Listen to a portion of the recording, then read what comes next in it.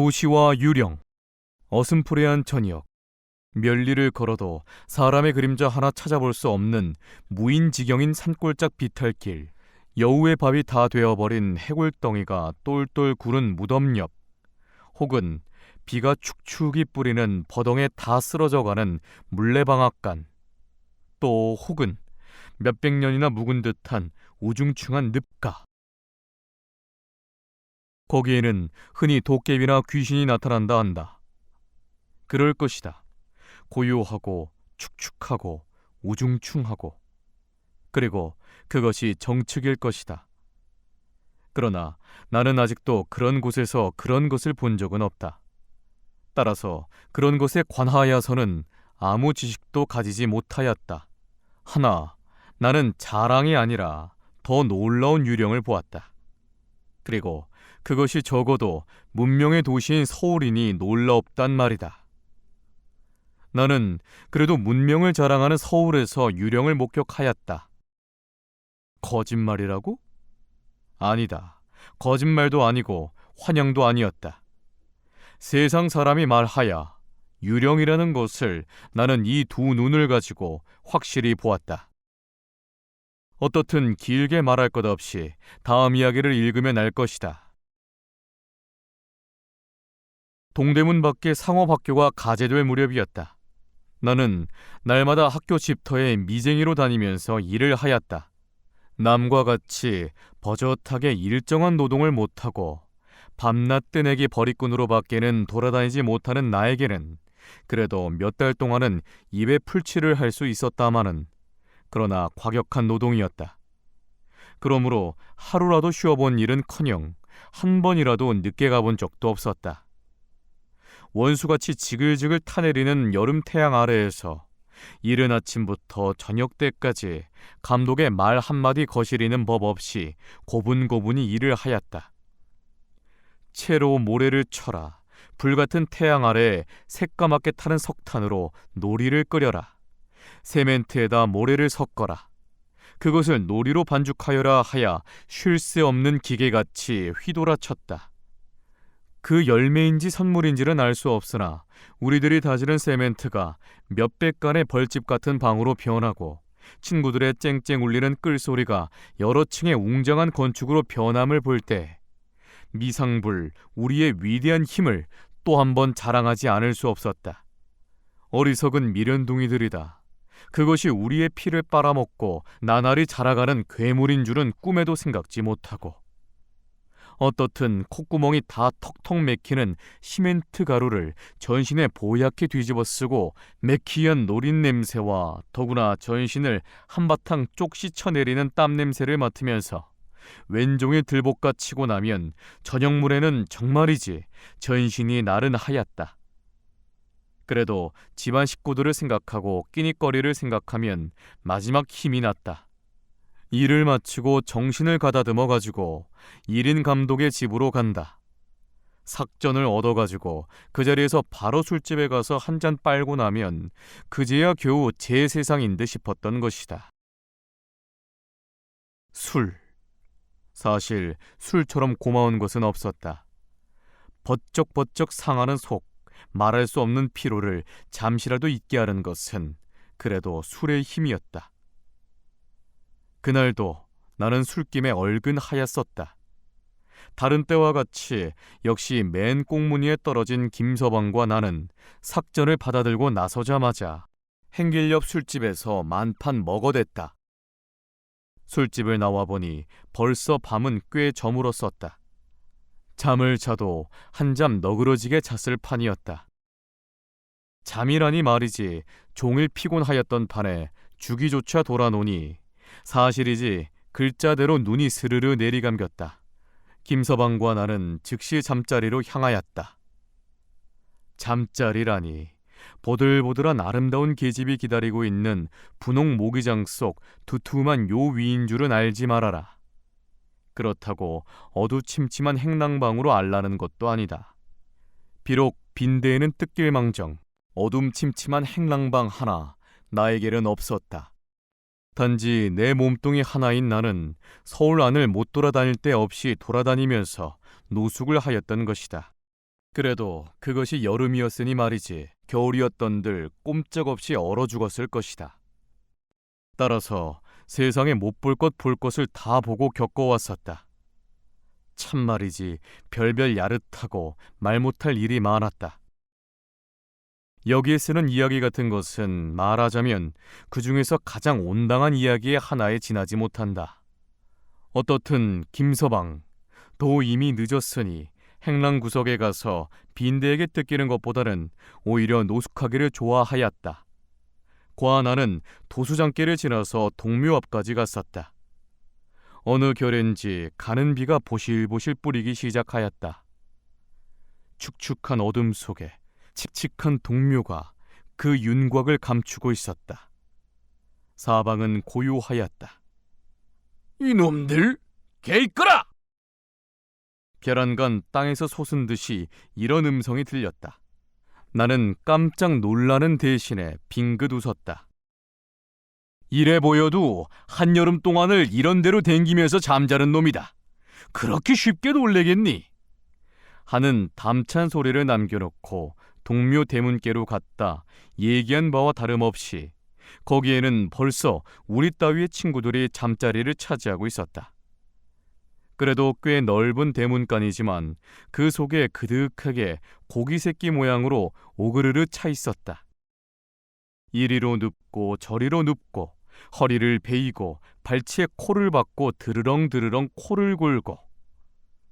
이놈들 개이꺼라!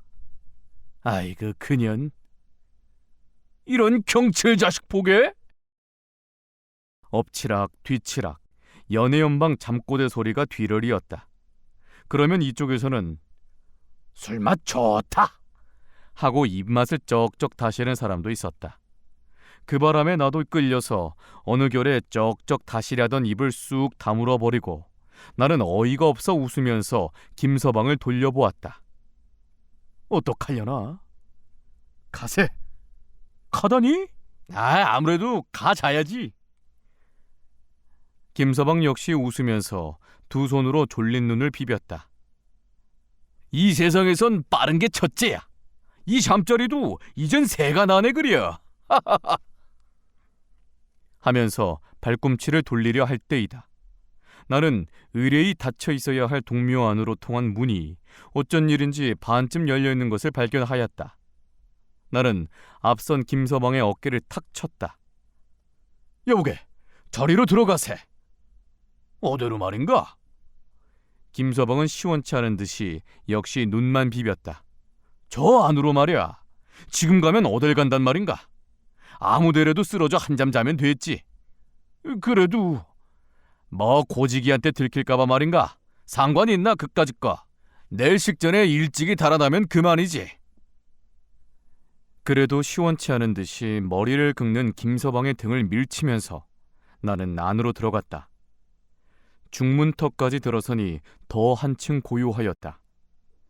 여러 해 동안 버려두었던 빈 집터같이 어둠 속으로 보아도 길이 넘는 자풀이 숲속같이 우거져 있고 낮에 보아도 칙칙한 단청이 어둠에 물들어 더 한층 우중충하고 게다가 비에 젖어서 말할 수 없이 구중중한 느낌을 주었다.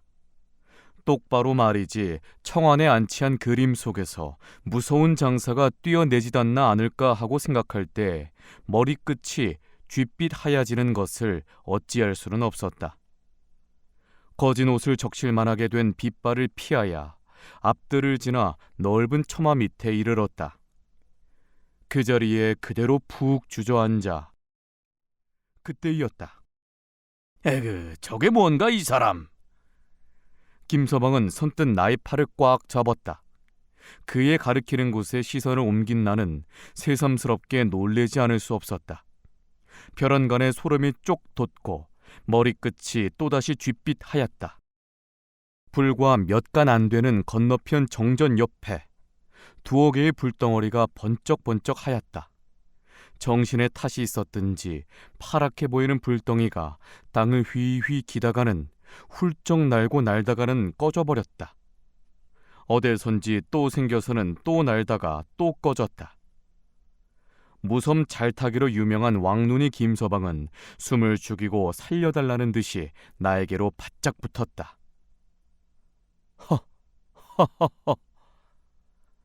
나는 모든 것을 다 이해하였다는 듯이 활넌히 웃고 땀을 빠지게 흘리고 있는 김서방을 보았다. 미쳤나 이 사람? 오히려 화기가 버럭난 김서방은 말끝도 채 못 맞췄다. 하하하, 속았네 속았어. 속았어. 개똥불을 보고 속았단 말이야. 하하하하. 뭐? 개똥불? 김서방은 그래도 못 믿었다는 듯이 그 큰 눈을 아직도 회동그랗게 뜨고 있었다. 그래, 개똥불야. 이거 보려나? 하고 나는 손에 잡히는 적은 돌멩이를 하나 집어들었다. 그리고 두어 걸음 저벅저벅 뜰 앞까지 나가서 역시 반짝거리는 개똥불을 겨누고 돌을 던졌다. 하나 나는 짜장 놀랐다. 돌을 던지면 헤어져야 할 개똥불이 헤어지긴커녕 요번에는 도리어 한 군데에 모여서 움직이지도 않고 그 무슨 정세를 살피는 듯이 고요히 이쪽을 노리고 있지 않은가. 나는 또 숨을 죽이고 그곳을 들여다보았다. 오, 그때의 나는 더 놀라운 것을 발견하였다. 꺼졌다 또 생긴 불에 비쳐 헙수룩한 산발과 똑똑지 못한 희끄무레한 자태가 완연히 드러났다. 그제야 흥흥하는 후렴없는 신음소리조차 들려오는 줄을 알았다. 에그머니!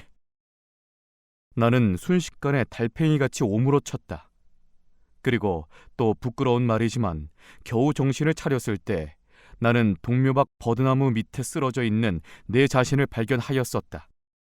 사실 꿈에서나 깨는 듯 하였다. 곁에는 보나 안 보나 파랗게 질린 김서방이 신장대 모양으로 벌벌 떨고 있었다. 밤이 이슥하였는데 집으로 돌아가기도 무엇하니 나머지 밤을 동대문께 가서 새우자고 김서방이 재언하였다. 비는 여전히 뿌리고 있었다. 뒤에서 무어가 차오는 듯하여 연해연방 뒤를 둘러보면서 큰 행길에 나섰을 때에는 파출소 붉은 전등만 보아도 산 듯 싶었다. 허둥허둥 동대문 담 옆까지 갔었다. 고요한 담 밑에는 아무것도 없었다. 모든 것을 집어삼킨 캄캄한 어둠 밖에는 물론 파란 도깨비 불도 없다. 애초에 이리로 왔더라면 아무 일도 없었을걸. 후회 비슷하게 탄식하고 어디가 어디인지 분간할 수 없어서 에라 아무데나 하고 그 자리에 푹 주저앉았다. 하자 나는 놀라기 전에 갓잎이 싸늘해졌다. 도톨도톨한 쥐약돌이나 그렇지 않으면 축축한 흙이 깔려 있어야만 할 엉덩이 밑에 하나님 맙소서, 나는 부드럽고도 물큰한 촉감을 받았다. 뿐이 아니다. 버들킹하는 동작과 함께 날카로운 소리가 독살스런 땡비같이 나의 귀를 툭 쏘았다. 어떤 놈이야 이게? 나는 고무공같이 벌떡 뛰었다. 그리고는 쏜살같이 그 꼴이야말로 필연코 미친놈 모양이었을 것이다. 주랭랑을 놓았다. 김서방도 내 뒤에서 헐레벌떡거렸다. 제발 사람을 죽이지 마라. 김서방은 거의 울음겨운 목소리로 부르짖었다. 이놈의 서울이 사람 사는 곳이 아니고 도깨비 굴이었던가? 나 역시 나중에는 맡길 데 없는 분기가 솟아올랐다. 그러나 또 한편으로는 한없이 어리석고 못생긴 우리의 꼴들을 비웃고도 싶었다. 잘 알지 못하지만 세상에 원 도깨비나 귀신치고 몸뚱아리가 보들보들하고 물큰물큰하고, 아니 그건 그렇다고 해두더라도 어떤 놈이야 이게 하고 땡비 소리를 치다니 그게 원 하고 의심하여 볼 때에는 더구나 단단치 못하게 겁을 집어먹은 것이 짝없이 어리석게 생각되었다. 그렇다고 그 자리에서 또 발을 돌려 그 정체를 탐지하러 갈 용기가 있었느냐 하면 그렇지도 못하였다. 하는 수 없이 보슬비를 맞으면서 시금문 밖 김서방네 행랑방까지 가지 않으면 안 되었다. 가재나 덕실덕실 끓는 식구 틈에 끼어서 하룻밤에 패를 끼쳤다. 고하야도 불과 두어 시간의 패일 것이다. 막 한잠 자려고 들어누웠을 때에는 벌써 날이 훤히 새었었으니까. 이렇게 하야 나는 원 무엇이 씌었든지 하룻밤에 2번씩이나 도깨비인지 귀신한테 혼이 났었다. 사실 몇 해수는 감하였을 것이다. 그러나 대체 누구를 원망하면 좋았으리요? 술 먹고 늑장을 댄 내 자신일까? 노숙하지 않으면 아니 된 나의 운명일까? 혹은 도깨비나 귀신 그것일까? 그렇지 않으면 그 외의 무엇일까? 나는 이제야 겨우 이 중에 어느 것을 원망하는 것이 마땅하다는 것을 똑똑히 깨달았다. 어떻든 유령 이야기는 이만이다. 하나 참 이야기는 이로부터다. 잠 못 자 고난 것도 무릅쓰고 나는 열심으로 일을 하였다. 비는 어느 결에 개어버렸던지 또 푹푹 내려찌는 태양 아래에서 세멘트 가루를 보얗게 뒤집어 쓰고 줄줄 흐르는 땀에 젖어가면서, 그러는 동안에도 나는 전날 밤에 당한 무서운 경험을 머릿속으로 되풀이하여 보지 않을 수 없었다. 도깨비면 도깨비인가 보다 하고만 생각하여 두면 그만이었지만은 그래도 그것을 그렇게 단순하게 썩 닫아버릴 수 없었다. 대체 웬 도깨비가? 하고 요리조리로 무한히 생각하였다. 하나 아무리 한다 하더라도 결국 나에게는 풀지 못할 수수께끼에 지내지 못하였다. 하는 수 없이 나는 점심시간을 타서 친구들에게 그 이야기를 하였다. 모다들 적지 않은 흥미를 가지고 들었다. 뭐? 도깨비? 2층 꼭대기에서 세멘트를 갖다주고 내려온 맹꽁이 유서방은 등에 메었던 통을 내려놓기도 전에 눈을 휘둥그렇게 떴다. 내가 있었더라면 그까짓 걸 그저? 벤또를 박박 긁던 덜렁이 최서방은 이렇게 뽐냈다. 그러나 가장 침착하게 담배를 푸푸 피던 대머리 박서방만은 그다지 신통치 않은 듯이, 그래, 그것한테 그렇게 혼이 났단 말인가?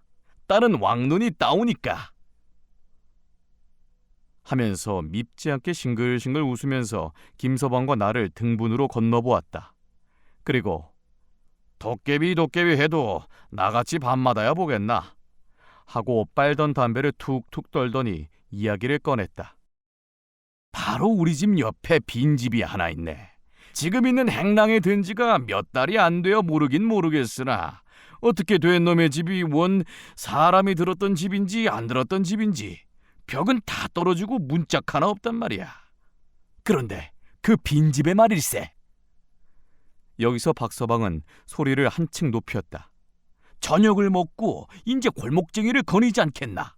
그러면 그때일세 벼란간 고요하던 빈집에 불이 하나씩 둘씩 꺼졌다 켜졌다 하겠지. 그것이 진서방 말 맞다나 무엇을 찾는 듯이 슬슬 기다 꺼지고 꺼졌단 또 생긴단 말이야. 그런데 그런 불이 차차 들어가겠지. 그리곤 무언지 짓걸짓걸 하는 소리가 나자 한쪽에서는 돈을 세는지 은방망이로 장난을 하는지 절꺽절꺽 하다간 또 무엇을 먹는지 쭉쭉 하는 소리까지 들리대. 그나 그뿐인가? 어떤 날은 저희끼리 싸움을 하는지 씨름을 하는지 후당탕 둥탕 하면서 욕짓거리 웃음소리 참 야단이지. 그러다가도 밤중만 되면 고요해지지만 또 별 괴괴망측한 소리가 다 들려오대. 박서방은 여기서 말을 문득 끊더니 어때? 재미들 있나? 하고 좌중을 둘러보면서 싱글싱글 웃었다.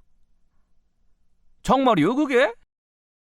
옴크리고 앉았던 달랭이 최서방은 겨우 숨을 크게 쉬면서 눈을 까불까불 하였다. 그럼 정말 아니고 내가 그래 자네들을 데리고 실없는 소리를 하겠나? 하면서 박서방은 말을 이었다. 하나 너무 속지들은 말게. 그런 도깨비는 비단 그 빈집에나 진서방들 혼난 데만 있는 것이 아닐세. 우선 밤에 동관이나 혹은 종묘께만 가보게. 시글시글 할 테니. 나의 도깨비 이야기를 하여 의심을 풀려던 나는 박서방의 도깨비 이야기로 하여 그 의심을 더 한층 높였을 따름이었다. 더구나 뼈있는 그의 말과 뜻있는 듯한 그의 웃음은 더 한층 알지 못할 수수께끼였다. 그럼 대체 그 도깨비가 무엇이란 말이오?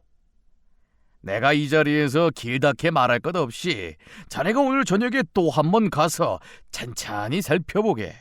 그러면 모든 것이 얼음장같이. 할 때 박서방의 곁에 시커먼 것이 나타났다. 무슨 얘기했어? 1인 감독의 일할 시간이 왔다는 것을 고하는 듯한 소리였다. 어서 일이 해야지. 모다들 툭툭 털고 일어났다. 나도 하는 수 없어 박서방에게 더 캐묻지도 못하고 자리를 일어나서 나 맡은 일터로 갔다. 그날 저녁이다. 결국 나는 또 한 번 거기를 가보기로 작정하였다. 물론 김서방은 뺑소니를 치고 나 혼자다. 뻔히 도깨비가 있는 줄 알면서 또 가기는 사실 속이 캥겼다. 하나 또 모든 의심을 풀어버리고 그 진상을 알려야 하는 나의 욕망은 그보다 크면 컸지 결코 적지는 않았다. 나는 장차 닥쳐올 모험에 가슴을 벌덕이면서 발에다 용기를 주었다. 그까짓 거 여차직하면 이걸로? 하고 손에 든 몽둥이. 나는 만일의 경우를 염려하여 몽둥이 하나를 준비하였던 것이다. 를 번쩍 들 때 나는 제절로 흘러나오는 미소를 금할 수 없었다. 도깨비를 정복하러 가는 유령 장군같이도 생각되어서. 사실 한 달은 X자 놈들이면 몰라도 무엇을 못 먹겠다고 하필 가난뱅이 노숙자들을 못살게 굴고 위협과 불안을 주는 유령을 정복하여 버리는 것은 사실 뜻있고도 용맹스러운 사업일 것이다. 고 나는 생각하였다. 어떻든 장차 닥쳐올 모험에 가슴을 벌덕이면서 발에다 용기를 주었다. 어두워가는 황혼 속에 음침한 동묘는 여전히 우중충하였다. 좀 이르다고 생각하였으나 나오기를 기다리면 되지 하고 제멋대로 후둑후둑 뛰는 가슴을 가라앉히고 아직도 열려있는 대문을 서슴지 않고 들어섰다. 중문을 들어서 정전 앞으로 몇 발짝 걸어갔을 때이다. 전날 밤에 나타났던 정전 옆 바로 그 자리에 헙수룩하게 산발한 2개의 그림자가 있었다. 그러나 나는 벌써 어리석은 전날 밤의 나는 아니었다. 원 요런 놈의 도깨비가. 몽둥이를 번쩍 들고 사실 장군다운 담을 가지고 나는 그 자리까지 달려갔다. 하나, 나의 손에서는 만신의 힘이 맺혔던 몽둥이가 힘없이 굴러떨어졌다. 유령 장군이 금시에 미치광이 광대 새끼로 변하여 버렸던 것이다. 원 이런 놈의. 틀림없던 도깨비가 순식간에 2 모자의 거지로 변하다니, 이런 기맥힌 일이 어디에 있단 말인가. 다음 순간 그 무엇을 번쩍 돌려 생각한 나는 또다시 몽둥이를 번쩍 들었다. 이게 정말 도깨비 장난이라는 거야? 하나 도깨비란 소리에 영문을 모르는 2 모자는 손을 모으고 썩썩 빌었다. 아이고 왜 이럽니까? 이건 틀림없는 사람의 목소리였다. 나가라면 그저 나가라든지. 그래 이 병신을 죽이시렵니까? 감히 못 들어올 땐 줄은 알면서도 헐수할 수 없이. 눈물겨운 목소리로 이렇게 사죄를 하면서 여인네는 일어나려고 무한히 애를 썼다. 어린애는 울면서 그를 붙들었다. 역시 광대에 지내지 못한 나는 너무도 경솔한 나의 행동을 꾸짖고 겨우 입을 열었다. 아니요, 앉아 계시오. 나는 고지기도 아무것도 아니니. 네? 모자는 안심한 듯한 동시에 감사에 넘치는 눈으로 나를 치어다보았다. 어젯밤에 여기에 아무것도 나오지 않았소? 무엇가 무언지 분간할 수 없는 나는 이렇게 물었다. 네? 나오다니요? 아무것도 나오지는 않았습니다. 그리고 단지 우리 모자밖에는 여기 아무것도 없었습니다. 여인네는 어사무사하여서 이렇게 대답하였다. 그럼 대체 그 불은? 나는 그래도 속으로 의심하면서 주위로 눈을 휘둘렀다. 무슨 일이나 생겼습니까? 정말 저희들밖에는 아무것도 없었습니다.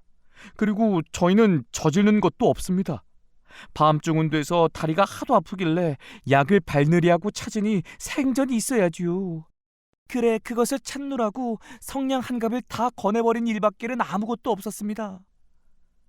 하고 여인네는 한쪽 다리를 훌떡 걷었다. 그리고 눈물이 그 다리 위에 뚝뚝 떨어지기 시작하였다. 나는 모든 것을 얼음장 풀리듯이 해득하기는 하였으나 여기서 또한 참혹한 그림을 보지 않으면 안 되었다. 그의 훌떡 걷은 한편 다리, 그야말로 눈으로는 차마 보지 못할 것이었다. 발목은 끊어져 달아나고 장단지는 나무 계피같이 마르고 채 아물지 않은 자리가 시퍼렇게 질려 있었다. 그놈의 원수의 자동차, 그나마 얻어먹지 못하게 이렇게 병신을 만들어 놓고.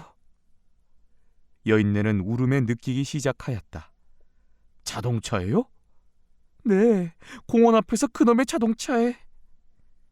나는 문득 어슴푸레한 나의 기억의 한 구퉁이를 번개같이 뒤풀이하였다.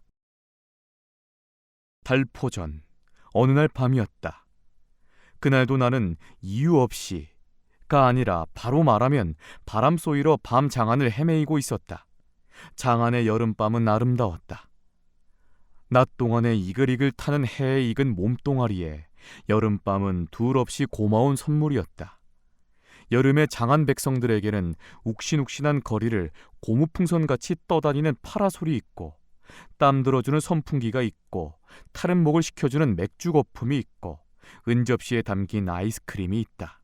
그리고 또 산차고 물맑은 피서지 산방이 있고, 서광사가 있고, 인천이 있고, 원산이 있다. 그러나 그런 것은 꿈에도 못 보는 나에게는 머루달빛 같은 밤 하늘만 치어다 보아도 차디찬 얼음 냄새가 흘러오는 듯 하였다. 이것만 하더라도 밤 장안을 헤매이는 것은 무의미한 일은 아니었다. 게다가 무엇보다도 거리 위에 낫거미 새끼같이 흩어진 계집의 얼굴은 사루어 분냄새만 맡을 수 있는 것만 하여도 사실 밤 장안에 헤매이는 값은 훌륭히 될 것이었다. 그러나 장안의 여름밤은 아름다운 꿈으로만 생각하는 것은 큰 실수이다. 거기에는 생활의 무거운 짐이 있다. 잔치집 마당같이 들볶아 치른 야시에는 하루면 24시간의 끊임없는 생활에 지긋지긋한 그림이 버려져 있었다. 거기에는 낮과 다름없이 역시 부르짖음이 있고 싸움이 있고 땀이 있었다. 그러나 아무튼지간에 가슴을 씻혀주는 시원한 맛은 싫은 것은 아니었다. 여름밤은 아름다웠다. 그런 고로 나는 공원 앞 큰 행길 앞에 사람이 파도를 일으키면서 요란히 수물거리는 것은 구태여 볼 것 없이 술김에 얼큰한 주객이나 그렇지 않으면 야시의 음악가 깽깽이 타는 친구를 둘러싸고 있는 것이려니 생각하고 여름밤이니까 혼자 중얼거리면서 무심코 그것을 지내려 하였다. 그러나 사람들의 수물거리는 품이 주정꾼이나 혹은 깽깽이꾼의 경우와는 달랐다. 그리고 무엇보다도 노자 노자 젊어 노자 먹고 마시고 만판 노자 하는 주객의 노래는 안 들렸다. 그렇다고 밤사람을 취하게 하는 아름다운 깽깽이 노래도 들려오지는 않았다. 그러면 대체 나의 발길은 부지중의 그리로 향하였다. 뭐? 겨우 요술꾼 약장수야? 나는 거의 실망에 가까운 어조로 이렇게 중얼거리고 대수롭지 않은 듯이 발길을 돌이키려 할 때이다. 사람들의 수물거리는 틈으로 나는 무서운 것을 보았다. 군중의 숲에 쌓여서 안 보이던 한 채의 자동차와 그 밑에 깔린 여인네 하나를 보았다. 바퀴 밑에는 선열이 임리하고 그 옆에는 거지아이 하나가 목을 놓고 울면서 쓰러져 있었다. 자동차 안에는 하고 보니 아니나 다를까 불량배와 기생년들이 그득하였다. 오라질 년놈들! 자동차를 타니 신이 나서 사람까지 치니? 원 끔찍도 해라. 이런 말마디를 주우면서 나는 어느 결에 그 자리를 밀려져 나왔었다. 그래, 당신이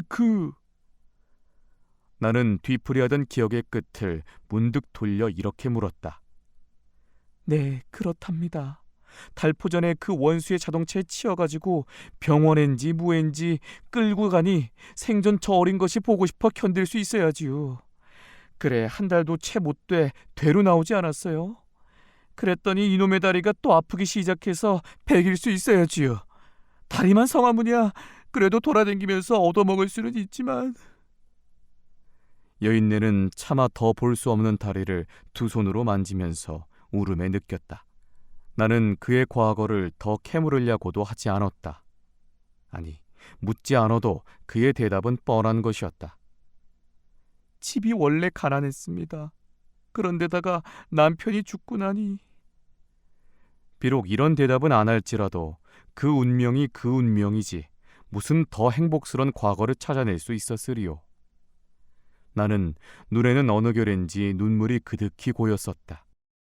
동정은 우월감의 반쪽일런지 아닐런지는 모른다. 하나, 나는 나도 모르는 동안에 주머니 속에 든대로의 돈을 모다 움켜서 뚝 떨어지는 눈물과 같이 그의 손에 쥐어주었다. 그리고는 아무 말 없이 불이 나게 그 자리를 뛰어나왔었다. 이야기는 이만이다. 독자여, 이 말하면 유령의 정체를 똑똑히 알았겠지. 사실 나도 이제는 동대문이나 동관이나 종묘나 또 박서방이 말한 빈 집터에 더 가볼 것 없이 박서방의 뼈있는 말과 뜻있던 웃음을 명백히 이해하였다.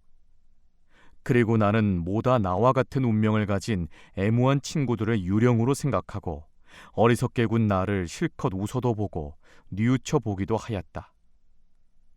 독자여, 뭐 그래도 유령이라고? 그래, 그럼 유령이라고 해두자. 그렇게 말하면 사실 유령일 것이다. 살기는 살았어도 그심 죽어있는 셈이니. 어떻든 유령이라고 해두고 독자여 생각하여 보아라. 이 서울 안에 그런 유령이 얼마나 많이 늘어가는가를. 늘어간다고 하면 말이다.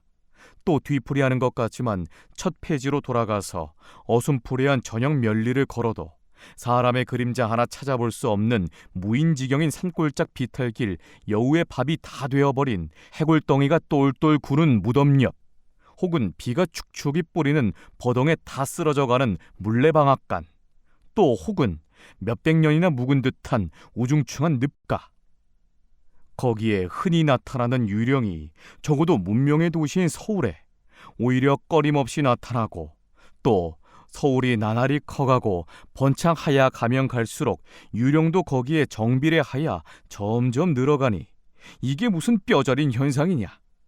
그리고 그 얼마나 비논리적, 마술적 아지 못할 사실이냐. 맹랑하고도 기막힌 일이다. 두말할 것 없이 이런 비논리적 유령은 결코 있어서는 안 될 것이다.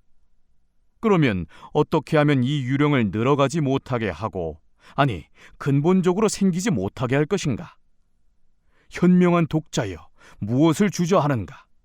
이 중하고도 큰 문제는 독자의 자각과 지혜와 힘을 기다리고 있지 않는가?